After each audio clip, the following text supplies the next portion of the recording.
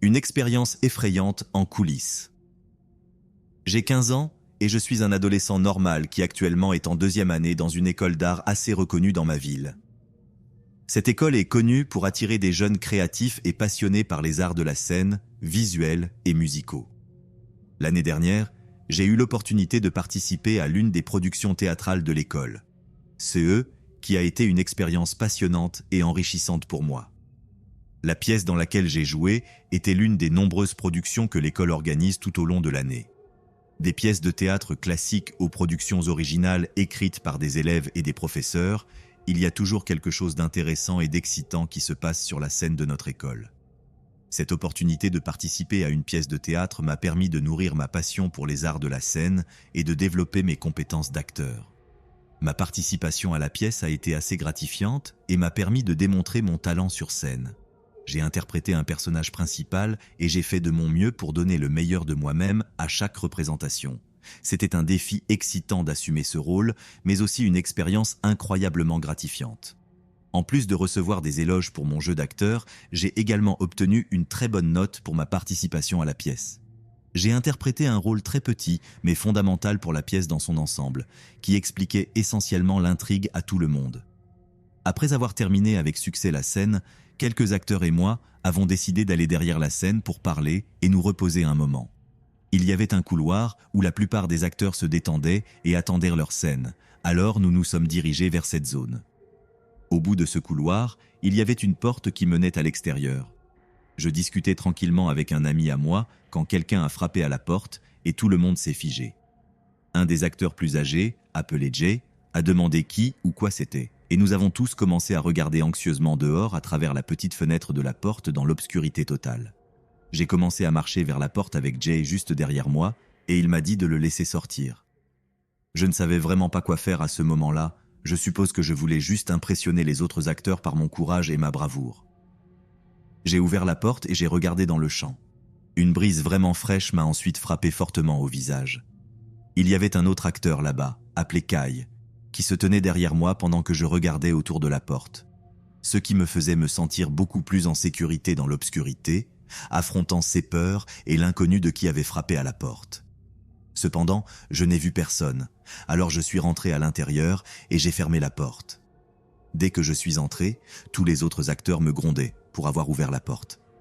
Ils me disaient que j'étais audacieux, que je ne devais pas prendre des risques pour des choses comme ça, et bien plus encore. Quoi qu'il en soit, juste après la fin de la nuit, ayant terminé le spectacle entier, j'attendais dans le parking presque vide du personnel et du studio juste dehors pour que ma mère vienne me chercher. J'écoutais un peu de musique et regardais autour de moi quand j'ai vu une ombre bouger juste dans le champ. J'ai éteint la musique, me suis bien mis en alerte et ai tourné la tête pour essayer de voir de plus près. J'aurais pu jurer que j'ai vu 2 personnes cachées juste derrière un arbre. Je ne sais pas ce qu'elles faisaient, mais l'une tenait ce qui semblait être une batte de baseball en bois tandis que l'autre restait à côté de lui. Ils m'ont vu. Je ne savais pas quoi faire, alors j'ai crié « Hé, que faites-vous là ?» Ils se sont tous les 2 retournés et ont ensuite commencé à courir agressivement vers moi. J'ai commencé à frapper désespérément aux portes et je les regardais constamment par-dessus mon épaule. Heureusement pour moi, l'un des autres acteurs avait rapidement ouvert la porte et j'ai couru à l'intérieur, lui disant de la fermer immédiatement.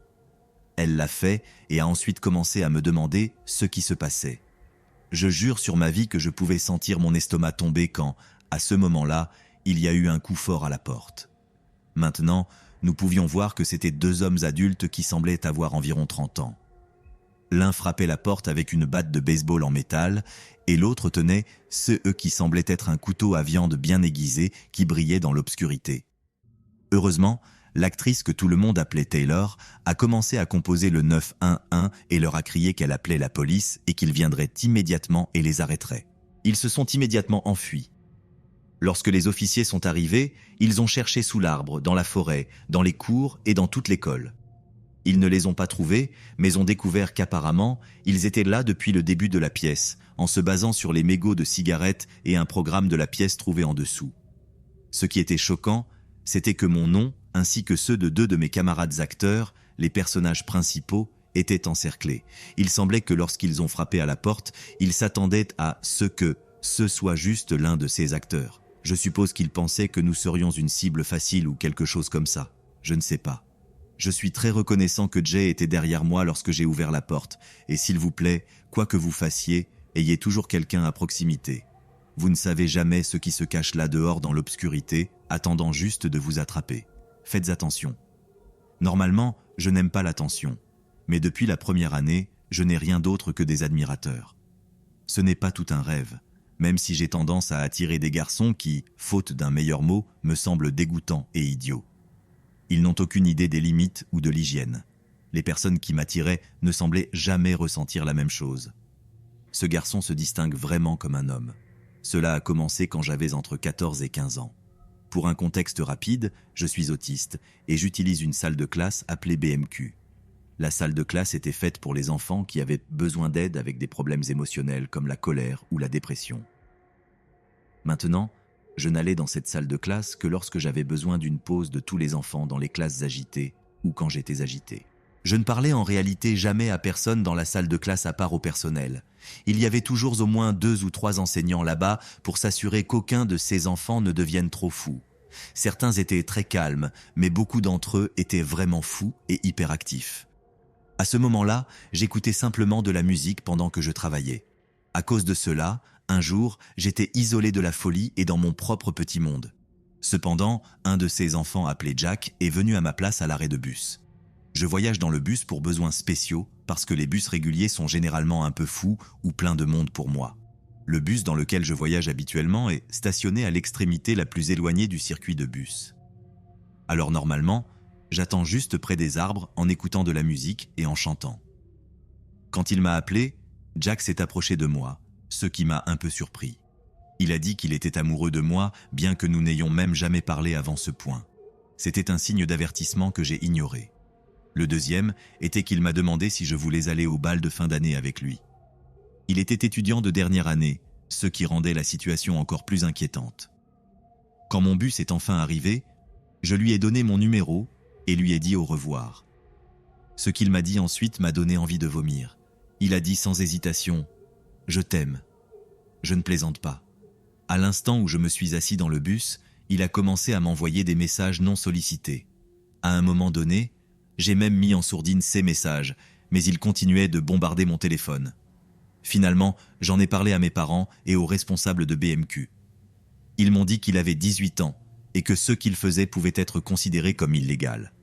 Je l'ai immédiatement bloqué sur toutes les plateformes que j'avais.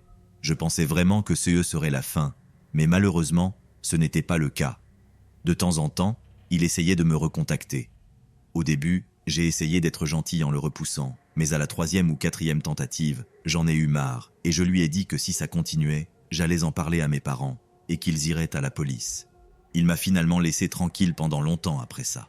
Toute cette expérience m'a vraiment appris à faire confiance à mon instinct parce qu'il essayait littéralement de sortir avec une fille de 14 ans. J'espère vraiment que cela vous fera comprendre que tout ne va pas toujours bien. Écoutez votre instinct, sinon vous pourriez vous retrouver dans une situation très effrayante ou vraiment inconfortable.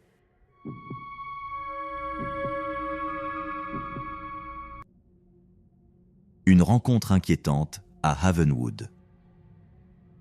Dans la petite ville côtière de Havenwood, où l'arôme de la mer se mêlait au doux murmure des vagues, la vie s'écoulait paisiblement sous l'éclat doré du soleil. C'était un endroit idyllique où les voisins se connaissaient par leurs prénoms et où les enfants jouaient sans souci dans les rues pittoresques pavées. Cependant, au milieu de cette tranquillité, une ombre rôdait dans les recoins les plus sombres de la communauté. Bien que la plupart des habitants de Havenwood menaient des vies simples et sans complications, certains gardaient des secrets sombres qui menaçaient de troubler la paix de la ville. Dans les rues solitaires et dans les maisons apparemment tranquilles se cachaient des histoires de trahison, de ressentiment et de désespoir. Mais malgré ces événements sombres, la vie à Havenwood continuait comme toujours. Les pêcheurs sortaient en mer à l'aube, les commerçants ouvraient leurs boutiques avec un sourire et les enfants couraient avec enthousiasme sur la plage. Il semblait que la tranquillité de la ville était inébranlable, même face à l'ombre de la tragédie. Cependant, même au milieu de l'obscurité, l'espoir continuait de briller dans le cœur de ceux qui appelaient Havenwood leur chez-soi. Avec courage et détermination, certains osaient affronter l'ombre qui pesait sur eux, prêts à se battre pour la vérité et la justice dans un monde rempli de secrets et de mensonges. Ainsi, tandis que le soleil se couchait à l'horizon et que les vagues continuaient de s'écraser sur la plage, la petite ville côtière de Havenwood se préparait à affronter son destin avec courage et détermination. Au milieu de l'obscurité, la lumière de l'espoir continuait de briller, leur rappelant que même dans les moments les plus difficiles, il y a toujours une chance de trouver la rédemption et la paix. Mon histoire commence en ce chaleureux mois de septembre de mes 5 ans, quand l'école était en pleine session et que les leçons sur la sécurité des enfants battaient leur plein. Je me souviens vivement des discussions sur les dangers des inconnus, des avertissements de ne pas parler à des étrangers et des conseils sur la façon de réagir dans des situations potentiellement dangereuses. Pour un enfant de mon âge, ces leçons étaient comme une bouée de sauvetage dans une mer d'incertitude. Les enfants de notre âge recevaient des conseils de sécurité comme marcher plus loin sur le trottoir si une voiture les suivait, puis se diriger dans la direction opposée à celle où la voiture regardait, et comment activer le clignotant de quelqu'un si vous êtes dans son coffre, ce genre de choses. Après l'école, j'allais généralement à la garderie, à moins que ma mère ne doive travailler tard. Dans ce cas, mes grands-parents venaient me chercher. Cela arrivait assez souvent car ma mère était une mère célibataire de 3 enfants qui travaillait à temps plein comme infirmière en chef et luttait aussi contre le cancer. Je ne me préoccupais jamais d'aller chez mes grands-parents car ils me gâtaient. J'avais une trottinette Razor avec laquelle je roulais toujours de haut en bas de leur allée ainsi que celle de mon oncle car il vivait à côté. Un jour, alors que je jouais dans le jardin arrière, j'ai entendu le son du camion de mon grand-père quittant l'allée. J'étais très excité car je savais que je pouvais maintenant rouler en trottinette dans l'allée. Normalement, j'entrais et disais à ma grand-mère parce qu'elle gardait la porte d'entrée ouverte pour veiller sur moi. Mais je ne voulais pas perdre de temps car je ne savais pas quand mon grand-père reviendrait. J'ai rapidement couru jusqu'à l'avant, attrapé ma trottinette et commencé à rouler de part et d'autre de l'allée de mon oncle. Quelques minutes plus tard, j'ai remarqué un homme au bout du pâté de maison. Il avait commencé à marcher lentement vers la maison. La seule raison pour laquelle il a attiré mon attention était quelque chose de très étrange. C'était septembre au Texas et il faisait très chaud. Je portais une chemise à manches courtes tandis que l'homme portait un pantalon long et une veste à capuche, les mains dans les poches et la tête baissée. En repensant à ce que nous avions appris à l'école, je commençais à me sentir très nerveux. Mais j'ai fait un autre tour de l'allée. L'homme avait commencé à marcher plus vite maintenant. J'ai essayé de me rassurer en pensant qu'il pouvait être un ami de mon oncle ou quelque chose comme ça. Après tout, c'était vraiment une possibilité. Cette fois, j'avais monté l'allée de mes grands-parents, pas celle de mon oncle. L'homme était au bout de l'allée de mon oncle et commençait à couper à travers la pelouse en se dirigeant directement vers moi. J'ai jeté ma trottinette par terre et couru vers le jardin arrière. Une fois dans le jardin arrière, j'ai attrapé mon chien et couru dans la maison parce que, dans mon esprit de 5 ans, je m'inquiétais que cet homme vole mon chien. Une fois à l'intérieur, j'ai couru vers ma grand-mère qui était assise sur le canapé. Je lui ai demandé d'aller vérifier s'il y avait un homme dehors. Elle a regardé par la fenêtre et a dit oui, qu'il marchait dans la direction opposée. Je ne lui ai pas dit ce qui s'était passé et j'ai eu peur d'avoir des ennuis pour ne pas lui avoir dit que j'étais à l'avant en premier lieu. Je suis très reconnaissant que notre école nous ait parlé des étrangers parce que, honnêtement, je ne sais pas si j'aurais réagi de la même manière sans cette discussion. Il m'a fallu quelques mois pour me sentir à nouveau à l'aise de jouer dehors, même dans le jardin arrière. Quand j'ai essayé de jouer à l'avant, j'ai décidé de rester caché entre les maisons de mes grands-parents et de mon oncle. Un jour, alors que je construisais une forteresse, j'ai remarqué une voiture qui passait devant la maison de mes grands-parents, puis s'arrêtait brusquement devant leur maison. J'ai regardé et j'ai remarqué qu'il y avait 2 hommes juste à l'avant de la voiture, pointant dans ma direction. J'ai couru vers le jardin arrière, entendu la voiture partir. Je ne sais pas vraiment s'ils avaient de mauvaises intentions ou non, ou peut-être qu'ils se demandaient simplement ce que je faisais, mais ce qui s'est passé, ainsi que l'incident précédent, m'a suffisamment terrifié pour ne pas jouer dehors pendant les 2 années suivantes. Pour un enfant de 5 ans, c'était terrifiant. En grandissant et en mûrissant, j'ai appris à affronter mes peurs et à me protéger des dangers qui guettaient dans le monde extérieur. Mais la leçon que j'ai apprise lors de ces jours turbulents de mon enfance ne s'est jamais effacée.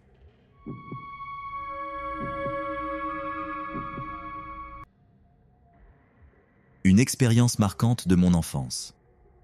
L'histoire de mon enfance est imprégnée de souvenirs qui ont laissé une marque indélébile dans ma vie.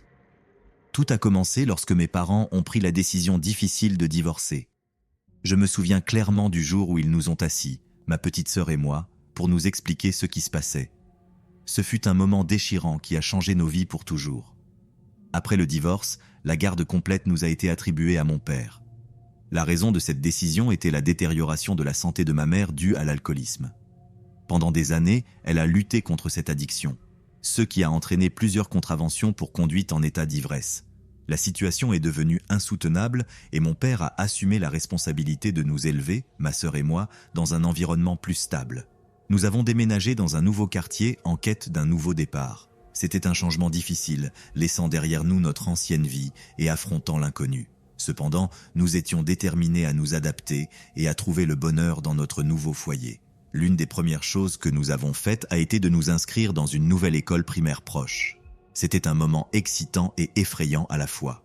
Nous faisions face à la perspective de nous faire de nouveaux amis et de nous adapter à un environnement scolaire complètement nouveau.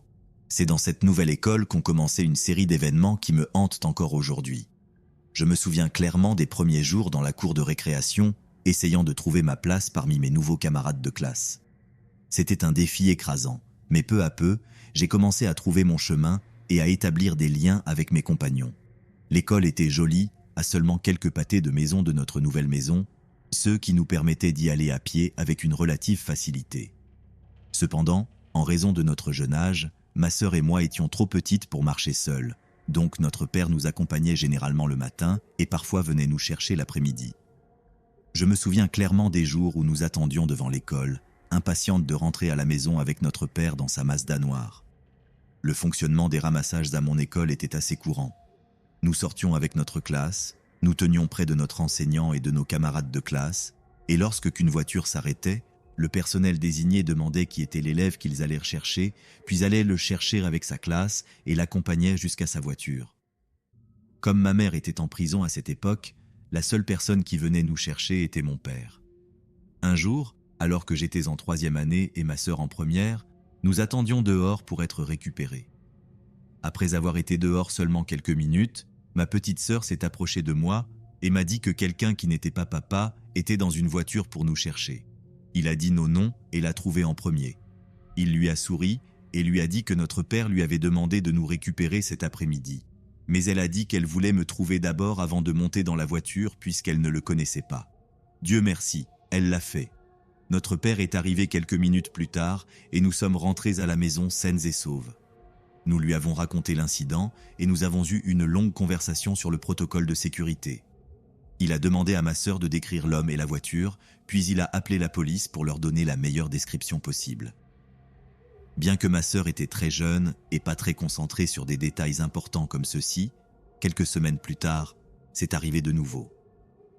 Cette fois, ils ont dit mon nom, mais mon père avait donné à l'école les mêmes informations qu'à la police. Il semblait qu'ils avaient plusieurs véhicules, car ma sœur avait dit qu'il était dans une voiture rouge et cette fois, c'était une voiture noire similaire à celle de mon père. J'ai vu la voiture noire et couru vers elle, mais heureusement, j'ai aperçu son visage avant d'ouvrir la porte et de monter. Il était d'âge moyen, très pâle, avec un visage très anguleux. Nous avons fait un contact visuel et sa bouche souriait, mais ses yeux semblaient très méchants, plissés et presque en colère. Je me suis retourné vers l'assistant pour alerter, mais quand je l'ai fait, la voiture avait déjà disparu et je n'ai pas pu donner beaucoup de détails. Mon père a de nouveau contacté la police, mais sans plaque d'immatriculation, il ne pouvait pas faire grand-chose. La dernière fois que je l'ai vu, c'était 10 mois plus tard, vers la fin de notre année scolaire. Je rentrais à pied avec un grand groupe d'enfants du quartier et il est passé près de nous, ralentissant pour essayer de nous parler. J'ai immédiatement reconnu son visage et alerté les autres enfants pour qu'ils courent. Heureusement, nous étions à seulement 3 maisons de celle d'une de mes amies et nous nous sommes tous entassés chez elle, inquiétés par ses parents pendant que nous leur expliquions la situation. Je ne l'ai jamais revu après cela. Mon père a commencé à sortir avec ma belle-mère actuelle et nous avons déménagé dans son quartier et changé d'école peu après. Je pense encore à lui de temps en temps, bien que son visage apparaisse en réalité dans mes rêves depuis quelques nuits, ce qui m'a rappelé que je devais écrire sur mon expérience. Jusqu'à aujourd'hui, maintenant que j'ai 20 ans, je ne sais pas comment il connaissait nos noms, ni comment il savait des choses sur nous. C'est vraiment effrayant de penser à ce qui aurait pu arriver à ma petite sœur si elle était montée dans la voiture avec cet homme, et ce qui aurait pu m'arriver s'il avait réussi à me tromper. Cette expérience m'a appris l'importance d'être toujours vigilant et de faire confiance à mes instincts en ce qui concerne ma sécurité et celle des autres. Bien que le souvenir de ces jours sombres continue de me hanter, il m'a également donné un plus grand sens de la prudence et de la précaution dans ma vie quotidienne.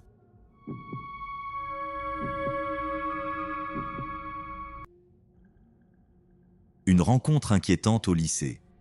Mon plus grand erreur au lycée a été d'accepter de suivre un cours de physique avancé avec les élèves de terminale. J'étais en seconde à l'époque, donc lorsque je suis entré dans une classe avec des élèves beaucoup plus âgés que moi, mon professeur m'a placé à côté de la seule autre personne qui avait à peu près mon âge. C'était un élève de première année et son nom était Josh. Il était l'une de ces personnes qui dégagèrent des vibrations étranges. Il avait la tête négligemment rasée, des yeux vides et un comportement bizarre en classe. Il était petit, mais avait une apparence menaçante, et dès que je me suis assise à côté de lui, mon professeur nous a ordonné de travailler ensemble. Je n'essayais pas d'être méchante, mais il m'effrayait simplement. M'asseoir à côté de lui me donnait l'impression d'être assise à côté d'un chien affamé en tenant un morceau de poulet. J'avais l'impression qu'à tout moment, il allait me sauter dessus, bien qu'il soit de 15 centimètres plus petit que moi. Le fait qu'il ait mon numéro de téléphone et connaisse mon nom me terrifiait vraiment, même si je ne connaissais pas ce garçon. J'avais le sentiment que le simple fait qu'il sache quelque chose sur moi pourrait me causer des ennuis. Heureusement, il ne m'a pas parlé pendant plus d'une semaine et après un certain temps, j'ai pensé que je le jugeais simplement trop sévèrement et qu'il était juste un garçon socialement maladroit. Un jour, environ 3 semaines après le début du cours, il m'a parlé et m'a demandé « Es-tu la fille qui conduit bien le F-150 » À contre-cœur, j'ai répondu oui. Puis il m'a dit que les voitures étaient son passe-temps et qu'il m'avait vu conduire et qu'il aimait mon camion. Bien que cela m'ait un peu prise au dépourvu, il semblait innocent et agréable, et nous sommes devenus amis après cela. Il a commencé à m'envoyer beaucoup de messages après l'école, me posant des questions sur moi et partageant des informations sur lui aussi. Comme je l'ai dit, ce garçon semblait innocent, mais je ne pouvais toujours pas me défaire de l'impression que je ne devrais pas lui dire quoi que ce soit sur moi et que je ne devrais pas lui parler. La conversation moyenne a continué pendant environ 1 mois jusqu'à ce qu'un jour, lorsque je suis rentré du travail, j'ai trouvé plusieurs messages étranges de Josh. Tous disaient « Je t'aime et je veux t'emmener au bal et te faire ma petite amie ». Tous ces messages m'ont irrité de la mauvaise manière. Il ne semblait pas vraiment demander autant qu'exiger d'avoir une relation avec lui, ce qui me mettait mal à l'aise. Finalement, je l'ai mis dans la liste des amis et lui ai dit que j'allais me coucher. Sa réponse fut un simple « non ». Cela m'a vraiment effrayé et m'a donné envie de ne pas aller en cours le lundi, mais je n'avais pas le choix et je devais y aller. Il ne m'a pas envoyé de message pendant tout le week-end et lorsque je suis arrivé en classe le lundi, il m'a donné le même regard de chien affamé que le premier jour. Je l'ai ignoré pendant toute la classe et j'ai couru à ma voiture dès que la sonnerie a retenti. En arrivant au parking des étudiants, je l'ai vu me regarder m'éloigner du trottoir. J'étais plus effrayé que je ne voulais l'admettre, alors j'ai appelé un de mes amis et lui ai demandé s'il pouvait me raccompagner chez moi depuis l'école pour me sentir plus en sécurité jusqu'à ce que Josh devienne moins bizarre. Il a accepté et nous avons convenu de cela. Beaucoup de gens pensaient que j'exagérais, mais je savais au fond de moi que j'avais besoin de quelqu'un dans la voiture avec moi. Cet ami semblait être la bonne personne. En rentrant du travail à 10h du soir le lundi, j'ai ouvert mon téléphone et vu plus de messages de Josh. Cette fois, ils étaient beaucoup plus inquiétants que la veille. Vers 11h du soir, il décrivait en détail comment il aimerait que je lui fasse des actes sexuels. J'ai bêtement laissé cela se produire pendant quelques semaines encore, me sentant toujours mal à l'aise en classe. Finalement, Josh a commencé à m'envoyer des messages disant que si je ne l'aimais pas, il devait mourir. À ce moment-là, j'ai décidé qu'il était temps d'impliquer un conseiller, mais elle n'a pratiquement rien fait. Elle m'a simplement expliqué que Josh avait des besoins spéciaux et qu'il fallait être indulgente, malgré le ton inquiétant de ses messages. Elle m'a dit qu'elle lui en parlerait, mais de ne pas m'inquiéter, car il ne ferait probablement rien. J'étais furieuse, jusqu'à ce que mon père et ses frères italiens décident de le surveiller. Les messages de harcèlement n'ont pas empiré et ont finalement cessé après que j'ai bloqué son numéro. C'est alors que les choses vraiment inquiétantes ont commencé. Les caméras à l'extérieur de notre maison captaient une personne la nuit, ressemblant beaucoup à Josh, qui tapait aux fenêtres et regardait à l'intérieur de ma voiture. Mon père a appelé la police qui a été incroyable et a surveillé ma maison pendant un certain temps pour dissuader les visites nocturnes. Avec un policier dehors la nuit, les visites se sont arrêtées.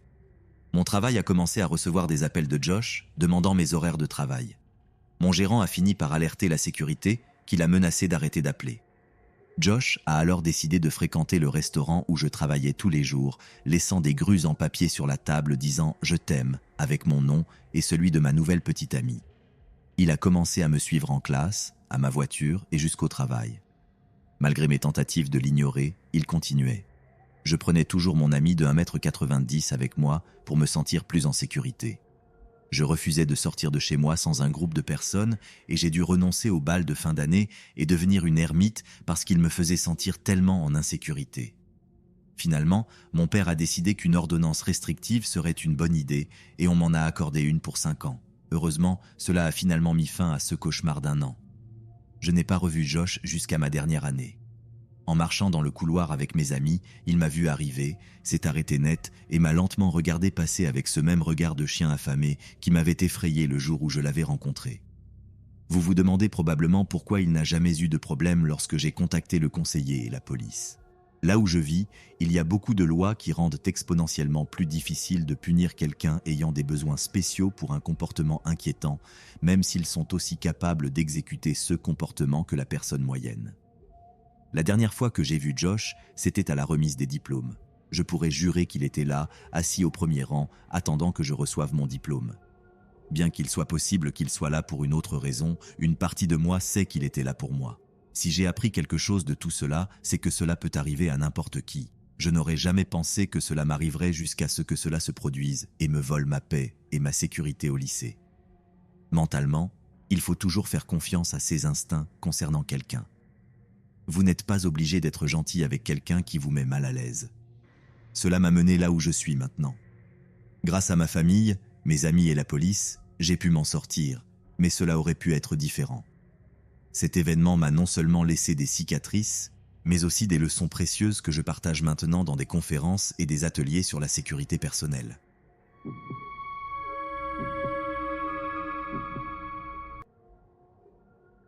Une expérience effrayante avec les réseaux sociaux. Quand j'avais environ 15 ans et que je venais de commencer ma 3e année de lycée, j'ai décidé de m'aventurer dans le monde des réseaux sociaux en créant mon premier compte Twitter.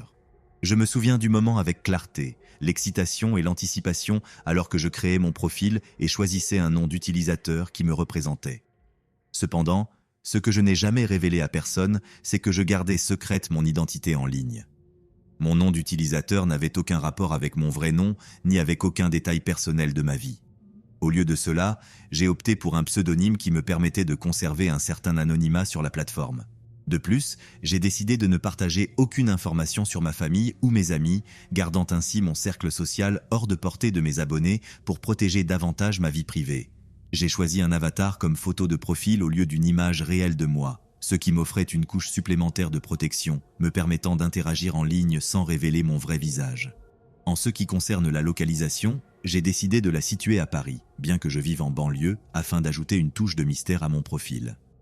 Malgré la création de mon compte avec l'intention d'explorer le monde des réseaux sociaux, je me suis vite rendu compte que je n'étais pas intéressé par l'accumulation d'abonnés ou le suivi d'un grand nombre de personnes.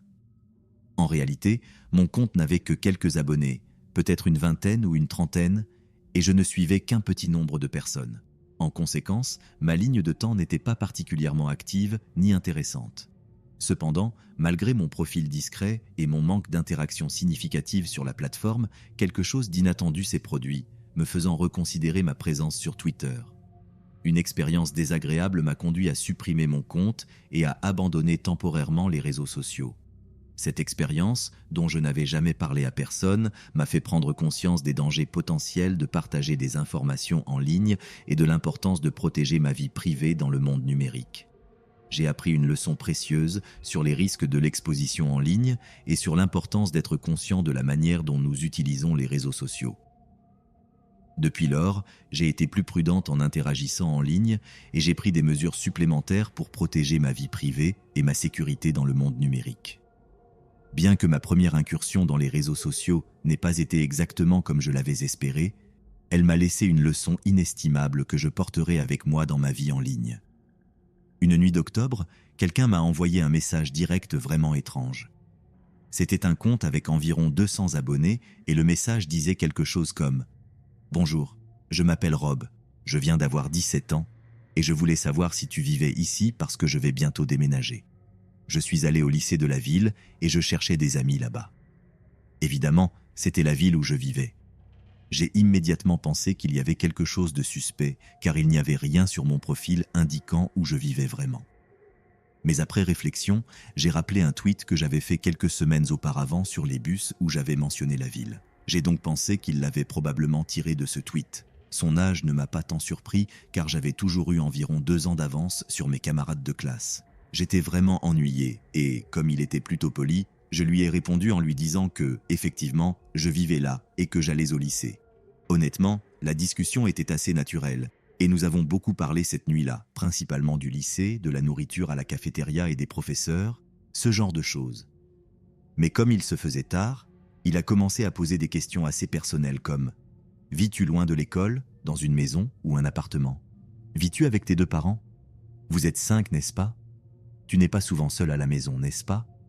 Je n'ai jamais répondu à ces questions car c'était trop louche pour moi, et heureusement, il n'a pas insisté. S'il avait insisté, je l'aurais probablement bloqué à ce moment-là. Le lendemain, c'était plus ou moins la même chose que la veille. Nous avons beaucoup parlé et il posait toujours ces questions vraiment personnelles. Alors, j'ai décidé d'en poser moi-même et il répondait toujours avec ce qui semblait être de l'honnêteté. Je n'ai toujours pas répondu aux questions sur ma maison parce que, je veux dire, il n'avait vraiment pas besoin de savoir tout ça. Cela a duré environ 2 ou 3 semaines, mais c'était suffisant pour que je développe des sentiments pour lui. Il était vraiment beau, super gentil et pratiquement tout ce dont j'avais besoin, car j'avais été intimidé pendant des années. Et, même aujourd'hui, j'ai tendance à développer des sentiments très forts. Mais surtout, je fais toujours aveuglément confiance aux personnes qui sont amicales avec moi. Pendant le mois d'octobre, nous avons eu 2 semaines de vacances et, la veille du retour en classe, il m'a finalement dit qu'il allait venir à mon lycée parce qu'il avait enfin déménagé avec sa mère. Il m'a demandé où nous pourrions nous retrouver pendant la récréation du matin. J'étais heureuse et soulagée de pouvoir enfin le rencontrer et je lui ai dit de me rejoindre dans le couloir. Mais quand il a découvert qu'il y aurait beaucoup de monde autour, il a dit qu'il préférerait un endroit plus isolé parce qu'il avait peur de ne pas me reconnaître et ne voulait pas passer la récréation à me chercher. Cela semblait être une très bonne excuse pour moi. Alors je lui ai dit de nous retrouver dans les toilettes du 3e étage parce que nous n'étions pas autorisés à y rester pendant les récréations et je savais que personne ne nous dérangerait là-bas. Dans ma tête, même si cela restait un peu magique pour moi, je me disais que j'étais à l'école, donc rien ne pouvait m'arriver.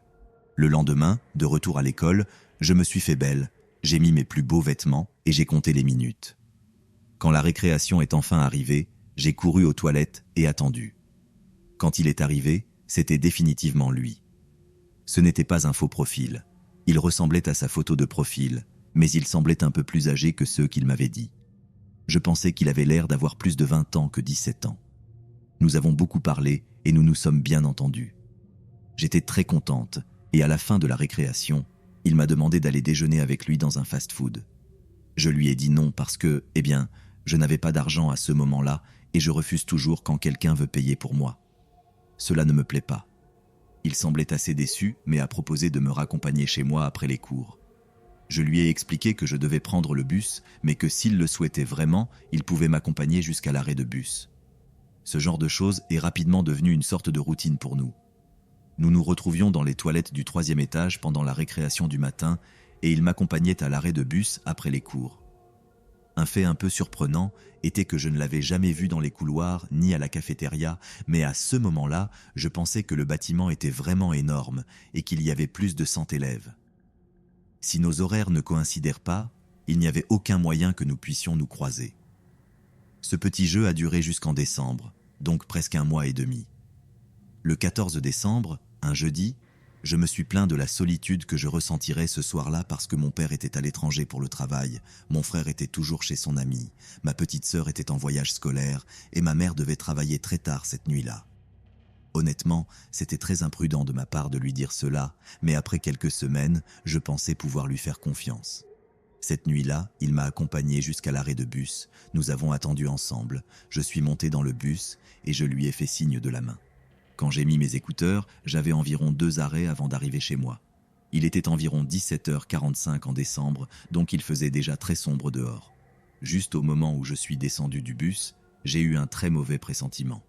J'avais une sensation très inconfortable dans l'estomac et j'avais l'impression d'être observé. J'ai décidé de mettre ma musique en pause, mais j'ai gardé mes écouteurs pour que, si quelqu'un était près de moi, il pense que je ne pouvais rien entendre. C'est probablement ce qui m'a sauvé la vie ce jour-là. Je vivais dans un quartier résidentiel très calme, surtout la nuit, quand j'ai entendu des pas derrière moi. J'ai alors compris que j'avais raison, quelqu'un me suivait et je savais que ses intentions n'étaient pas bonnes. Je pouvais entendre que la personne ne marchait pas plus vite, donc elle n'essayait pas de me rattraper, mais je ne savais pas combien de temps cela durerait. Aussi silencieusement que possible, j'ai essayé de chercher mes clés dans ma poche et, quand je les ai enfin trouvées, j'ai couru. J'ai couru aussi vite que j'ai pu, le meilleur sprint de ma vie. Je ne sais pas comment j'ai réussi, mais j'ai pu ouvrir et fermer la porte juste avant que la personne ne puisse m'atteindre. J'ai ensuite désactivé mon alarme, ce qui m'a confirmé que j'étais seul à la maison. J'ai alors décidé de jeter un coup d'œil par la fenêtre de la porte. Ce n'était pas un Judas, mais une fenêtre entière. Donc si quelqu'un voulait vraiment voir ce qui se passait à l'intérieur, il le pouvait. C'était Rob. Il se tenait à quelques mètres de moi, me regardant avec un visage vraiment terrifiant. En fait, il m'avait suivi jusqu'à chez moi, probablement en voiture, et clairement, il n'était pas là pour discuter. Jusqu'à ce jour, je ne sais toujours pas pourquoi je n'ai pas appelé la police. Je suppose que j'étais totalement paralysé. Pendant environ 1 minute, nous nous sommes regardés fixement. C'est alors que j'ai repris le contrôle de mon corps et couru à la cuisine pour aller chercher un couteau. Quand je suis retourné à la porte, il était toujours là. Il frappait à la porte depuis 1 minute et j'ai commencé à avoir très peur que le verre se brise. Heureusement, cela n'a pas été le cas. À ce moment-là, je poussais la porte en priant pour qu'elle ne se brise pas, tandis qu'il la frappait de plus en plus fort. Ce fut le moment le plus long de ma vie. Après quelques minutes, il a arrêté. Il a fait le tour de la maison, tapoté à toutes les fenêtres et est revenu à la porte. Il semblait très en colère, mais juste à ce moment-là, la voiture de mon voisin est arrivée chez moi et il s'est enfui, pensant probablement que c'était ma mère qui revenait à la maison ou quelque chose comme ça. Rob m'a probablement envoyé une dizaine de messages sur Twitter avant que je puisse le bloquer et qu'il supprime son compte. À ce moment-là, je pensais que cette histoire était terminée, mais peu de temps après, de nouveaux comptes ont commencé à me suivre. Le modèle dans les noms était une série de chiffres et la première lettre de son prénom, et dès que je bloquais l'un de ces comptes, un autre me suivait. Finalement, j'ai décidé de simplement supprimer mon compte parce que je ne pouvais pas l'arrêter et c'était trop difficile pour moi de le supporter. On m'envoyait une tonne de messages directs insultants. C'était horrible. Ensuite, j'ai décidé de parler aux personnes qui étaient censées connaître Rob, ses camarades de classe, car je ne l'avais pas vu depuis des jours, mais aucun d'entre eux n'avait entendu parler de Rob. Apparemment, ce type n'avait jamais été étudiant dans mon lycée, ce qui explique pourquoi je ne l'avais jamais rencontré en dehors de nos réunions quotidiennes, et probablement aussi pourquoi il semblait si vieux. Heureusement, je n'ai jamais entendu parler de lui à nouveau, mais jusqu'à ce jour, je me demande constamment ce qu'il voulait de moi et ce qu'il allait me faire cette nuit-là.